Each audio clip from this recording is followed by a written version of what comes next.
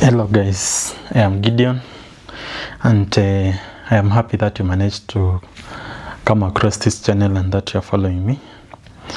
I want to commit my time into giving you news updates as they happen, and I hope that I will keep this promise because I want every Kenyan to understand what is going on in Kenya and in a timely manner. So I pray that you hold me accountable through asking questions, and where you think I'm deviating from the truth, please make sure to correct me. So today, yesterday was Sunday, and so many things happened, and mostly every Kenyan now is aware, or many of the Kenyans on the internet and those who have news gadgets, either radio or TV, they understand what was going on yesterday. We heard that there were children in Nyeri who were attacked in a church. In that church there were women. In that church there were men. In that church people were worshiping, and people had gone there purposely to worship. But in the turn of events, those people were attacked by goons or by organized groups that came to disrupt the ongoing of the church service.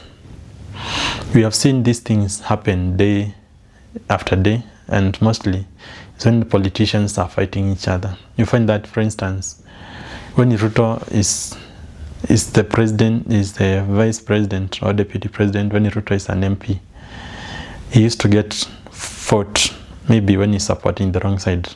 When Baba was in the opposition, we saw him being fought every time, and almost every time.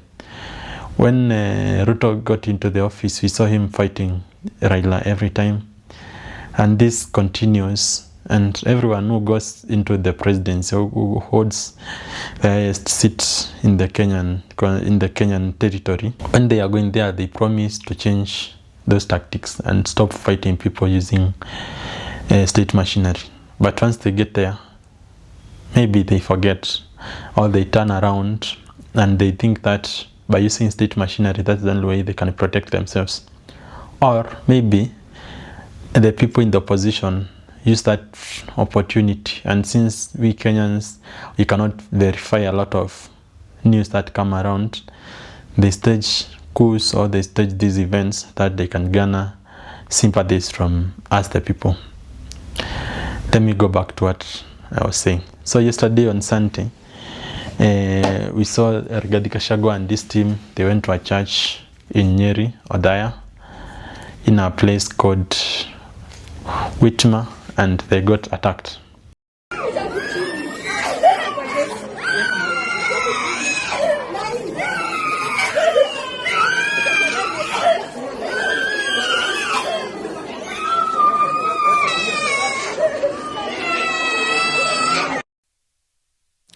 Another church service where former Deputy President and DCP party leader Rigathi Gachagua has been disrupted.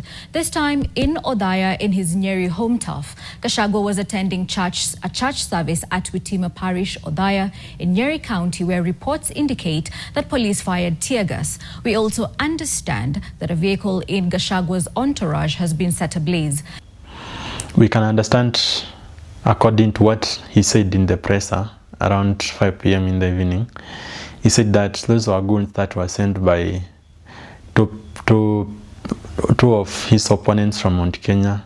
That is, let me say, I wrote my notes so that I can give you the right thing. So he said that these are the police officers who were sent by Betty Maina so that they can come and destroy his attendance. Over 15 police officers, rogue police officers, under the command of 2 bodyguards belonging to that guard, Betty Maina, the women rep from Ranga. But let me start my presentation by asking, was this Gachagua attack staged or was it real?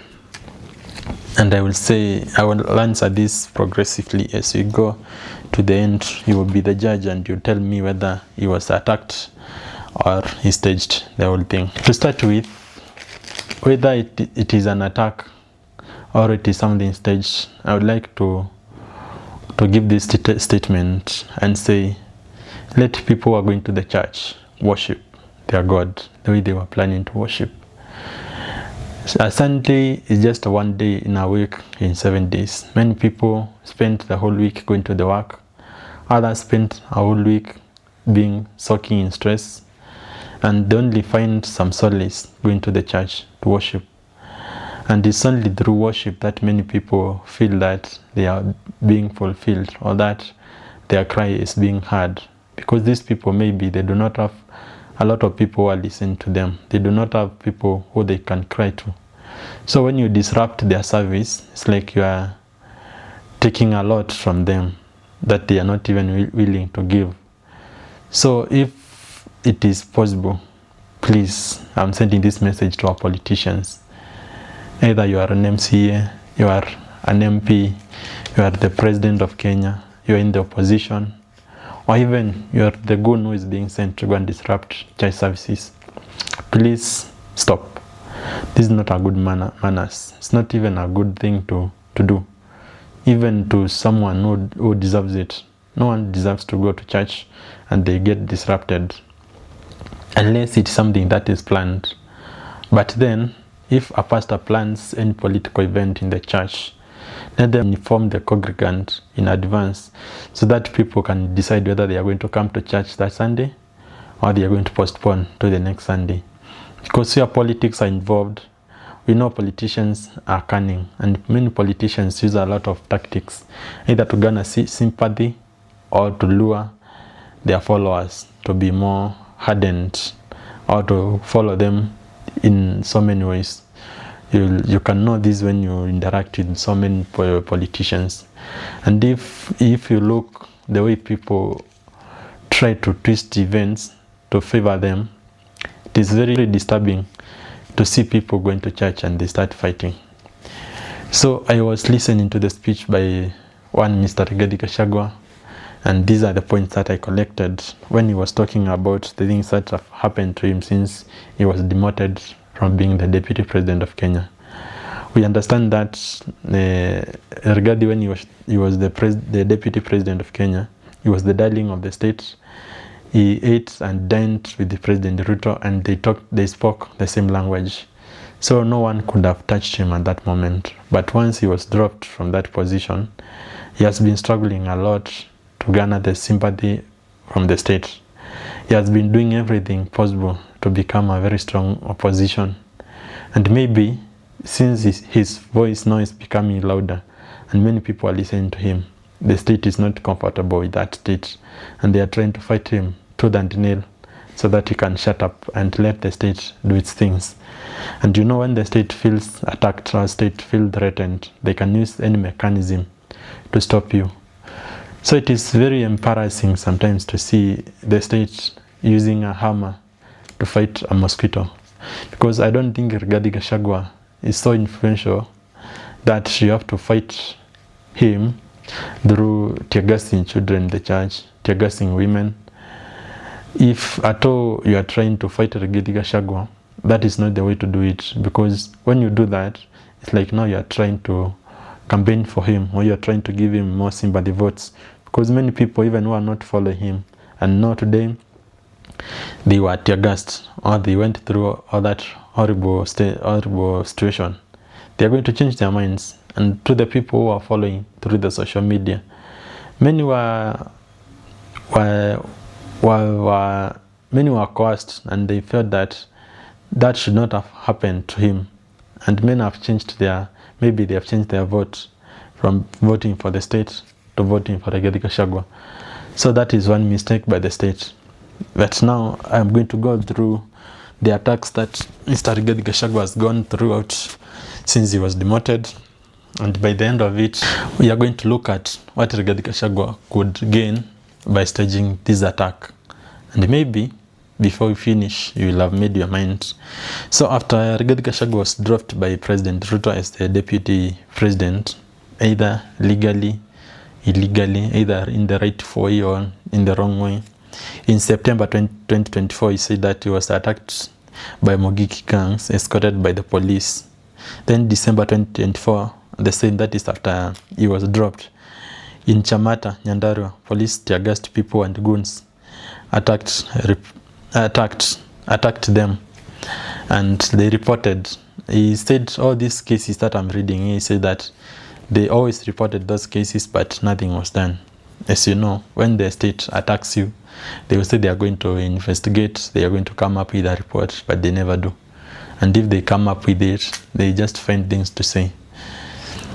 Of course, let me digress a little.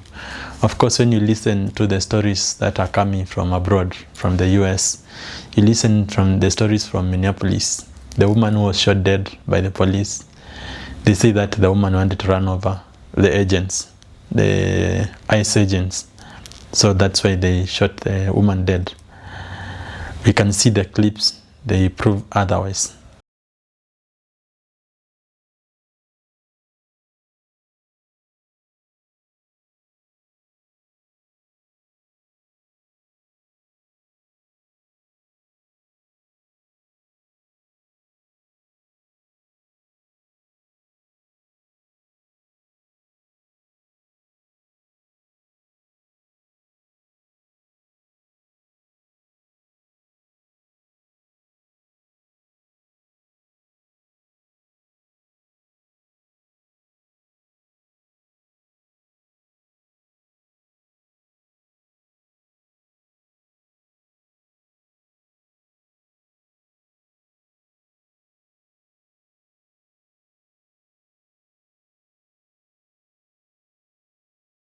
But I'm not the police here, I'm not the judge. I will not give my verdict. When you look at the video that has been going viral yesterday of the man who they say it is an ICU nurse who was shot dead. They said he had a rifle, or he was holding a gun that had magazines that could have, if shot or if utilized, they could have killed several agents, and they killed him also.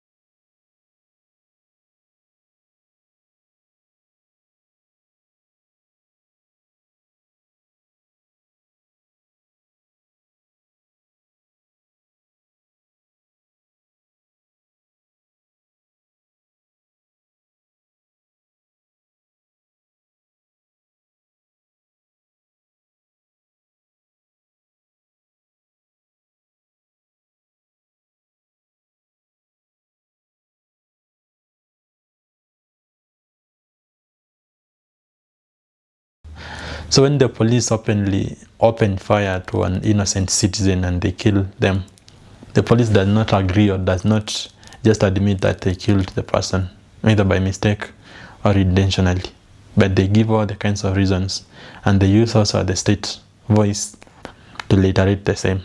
When you look back in 2024, when the youths, we were demonstrating against bad governance, we came out, we were very peaceful. We fought for a better Kenya. We wanted to see Kenya changing. We wanted to see better leadership. We wanted to see our leaders being held accountable. That is, if as an MP you're given CDF, you should utilize that CDF to facilitate education, to go and look for the poorest of the poorest in the village.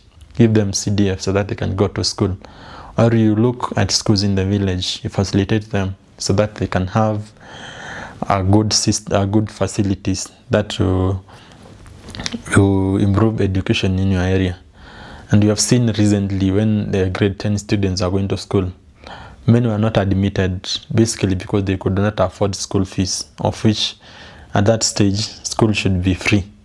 Others could not afford school uniform.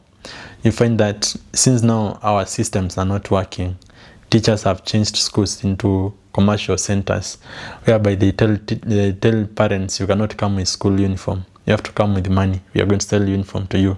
That's a business for the teacher or the principal. So when the schools become commercial centers, you find that many parents cannot afford that money that is being requested, leave alone the school fees that is needed or tuition fees that is needed at that moment. So many of the parents resolved into staying with their children at home. You find that other children, they are being sent to do menial jobs. They are going to mjengo, others are becoming mafua, Others are just saying they are going to stay at home, and you can see the dangers of letting children not to go to school. Now imagine a child is at the age of 12, 14, and they don't continue the education. What do you expect ladies to do? You find these women in 2 to 3 years, they get pregnant. That child is not even 18. She's not even an adult. She gets pregnant, she gives birth.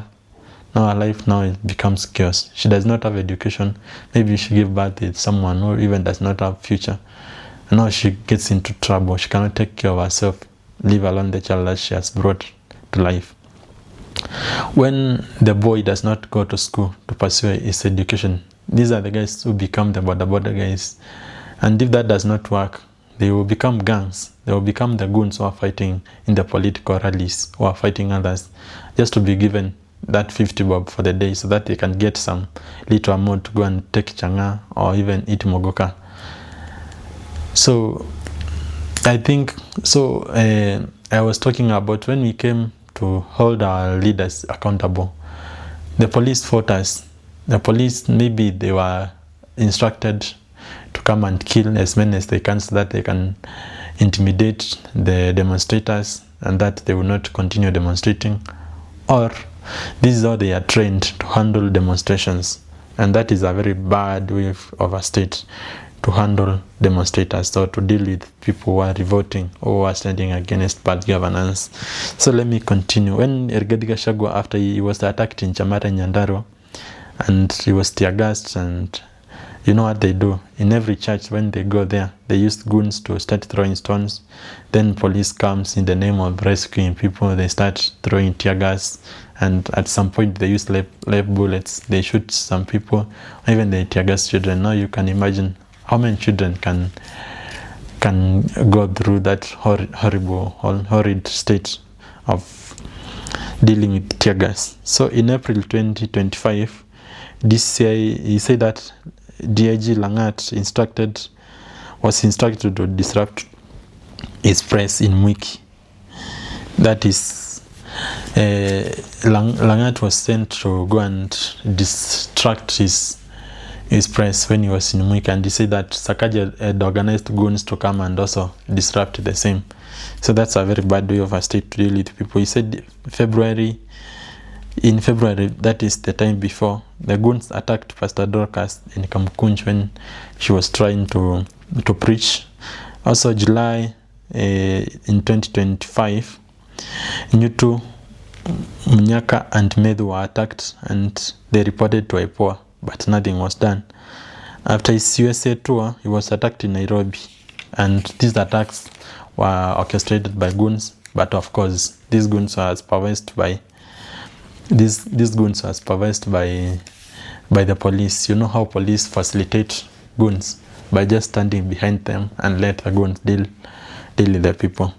In Narok, after by-election, he said, after by-election campaigns, the police officers commanded by Betty Maina attacked Gachagua with live ammunition. Hii ni time ya ile time kulikuwa na by-election juzi. So when he was campaigning in Narok, Betty Maina sent goons to go and attack him.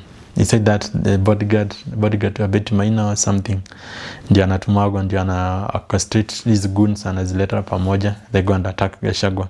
In Kariobangi PCA church after by-election, when he was going there for Thanksgiving, he was attacked also. Tear gas was thrown, live bullets were used, and the church service was disrupted. Also in Gatundu, goons were used. He said that these goons were collected by Kuria, Kagombe, and Alice Nganga. Alice Nganga is the MP of Thika. They came together, they collected goons, they brought goons together, and they sent them to go and disrupt his meeting in Gatundu. Then we saw what happened yesterday when he was in a church service in Odaya, Nyeri. I think it is some place. They sent, if not is some place, it is Kibaki some place. They sent goons to go and disrupt the church service. Then the goons were escorted by the police. You could see people holding guns. You could see GK cars. But also, I would say that maybe these police were were sent to come and calm things down. But he claims that these 15 police officers and guards were sent by Betty Maina to attack him again, teargassing people and destroying vehicles. If you could have seen the number of vehicles that were destroyed, there were many.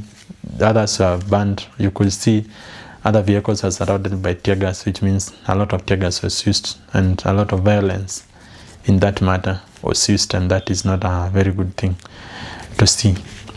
When we say when you use a lot of force to calm a very, very, very simple situation, it will cost you a lot. You could have just used words and talked to people against Gachagua, but when you use a lot of force, you are taking a lot of people with you. You are turning a lot of people who could have sat on the fence till the election, and you could have just swayed them with words or money. But now when you change them people and you harden them towards this side, it will be very difficult during the time of elections for you to bring them back. Now let me go to the other argument. Like, now let's assume that all these things or all these events were not orchestrated by the state or the city government, and it is Gachagua who are using these events to lure or to collect people towards this side. What could he benefit with? So first, by vehicles being destroyed, that is not a big deal, because when these vehicles are destroyed in the maandamano or in that violence, of course the insurance companies are going to come. They are going to check the damages, and they are going to repair the vehicle, and if it is damaged beyond repair, they are going to write it off and give a new vehicle. So that is not a lot of loss. The insurance company is going to stand for that. So even if he organizes this demonstration, he organizes this chaos, he's not going to lose.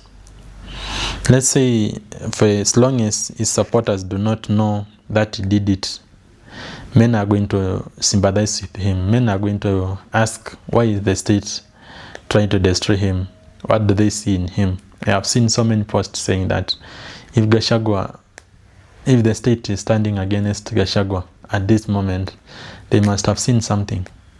What have they seen? Is Gachagua now overpowering the state? Are we seeing now a revolution where the Luo people are going to the state, are becoming the state, and the people of Mount Kenya becoming opposition? So if it's people, let's say now it is Gachagua who is orchestrating these events, and these people don't know well, he's the one who is orchestrating them.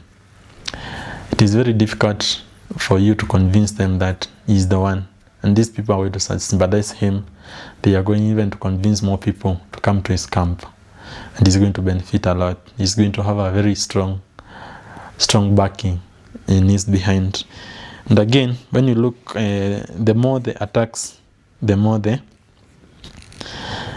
he remains relevant, and people keep talking about him. So if, let's say, he's the one who is organizing these attacks, people are going to keep talking.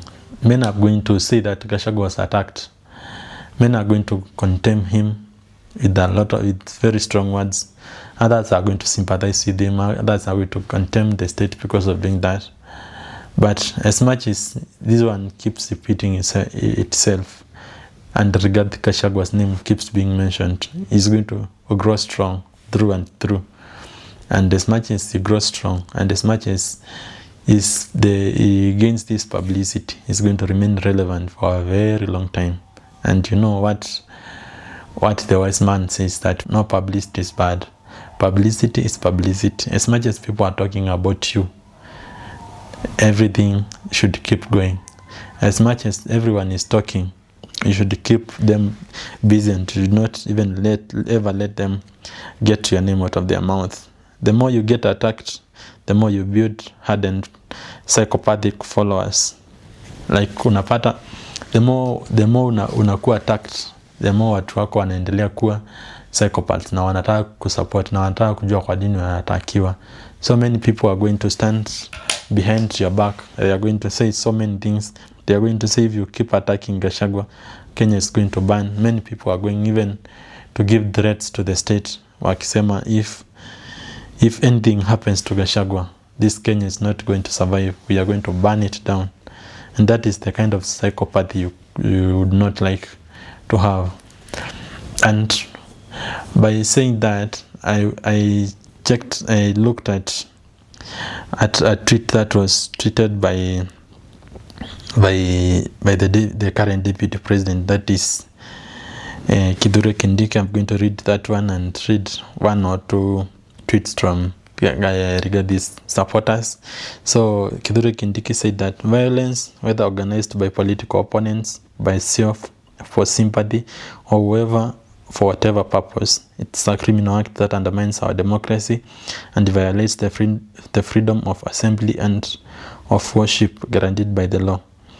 An impartial and politicized investigation of planners, executors, and enablers of this aggression on our place of worship, followed by successful prosecution, is the only way to prevent this behavior from replacing democratic contest for leadership based on superior principles, ideas, and programs for taking Kenya forward.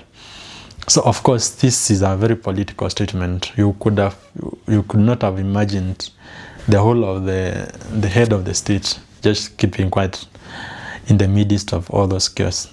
You could not have imagined Kindiki just being quiet and being quiet against all those attacks in Othaya. They had to come and say something. You could say that his statement is very political and is trying to be politically correct by condemning that those acts, either it is the state that organized them, or it is Gachagua or his members who organized it. His statement cannot be taken as gospel truth. You have to take it with a pinch of salt, because there's nothing that sounds hypocrisy like a statement that comes from the state people, because they will try always and every time to protect and prevent their name. As much as they are there, it doesn't matter how bad they do. It doesn't matter what they do. Either so many bad things, they will do a lot of bad things, but everything that they do, they are going to prevent it to nail and teeth. They are going to say anything just to keep their name clean. But we as the people, we know what is happening. Then they are going to read now some few messages that were sent through social media by the followers of Rigathi Gachagua. One, who is Dr. Juma M, said that we should not let Ruto campaign anywhere in this country. His meeting should be disrupted. He should also feel the pain. You see now how the country now descends into chaos.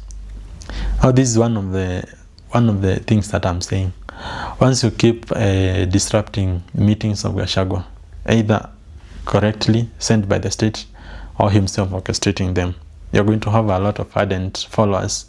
And these followers are the ones now who threaten the state, who make sure that the state is not going anywhere.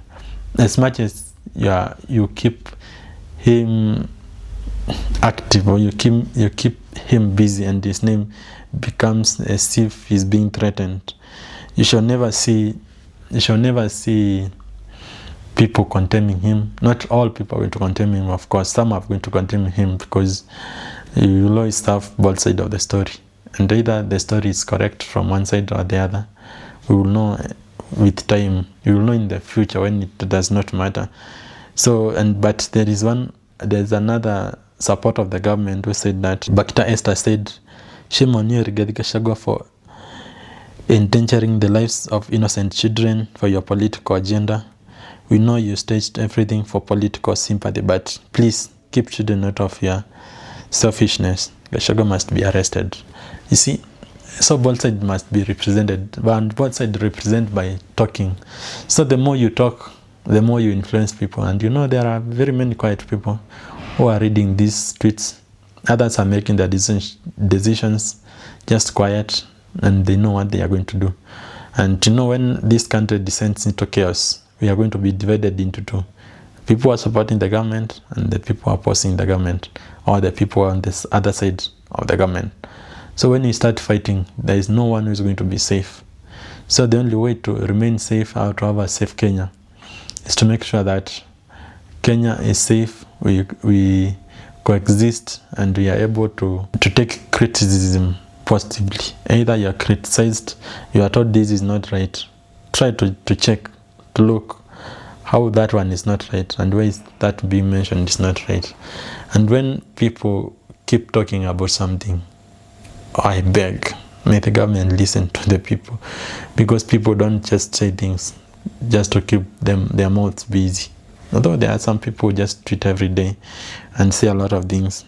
There is another follower of Rigathi. There is a very ardent follower of Rigathi Gachagua. It's called Mary Joroge. Say that concentrate on managing your mother period. Hiyo ujinga usiwahi tuambia tena. So you see, the more we keep fighting, the more these fights keep going, the more we separate the voters. And this, I think, all I could say here is these are the tactics now of separating voters. You are going to have two sides. The two sides are going to be very clear before we get to the campaign period, that is in 2027. We are going to have a very clear line between the supporters of the state, that is the current government, and the supporters of the opposition. Whoever will be opposition, they are going to have a very clear line. So the more things continue to look like this, the more the chaos are increasing, the more people are picking sides. And when people pick sides, you know what happens. During elections, leaders try to utilize as much emotional voters as possible. So also, dear Kenyans, I want to urge you, do not entirely rely on what our leaders are telling you. Do not entirely put your brains, so do not let leaders carry your brains or just try to arouse your emotions towards elections. Let us try to run away from the diversions that are caused by the politicians, and let us try this as much as we can. And I know as Kenyans, we are going to fight together, and you are going to have to overcome this demon of chaos every election cycle. Come 2027, I hope this will not happen. So that is my take. I hope you have gotten something. If you have some ideas on what might be happening in our country, please comment. And I know we are going to talk together. And by the end of it, we are going to have our good discussions. Have a good day.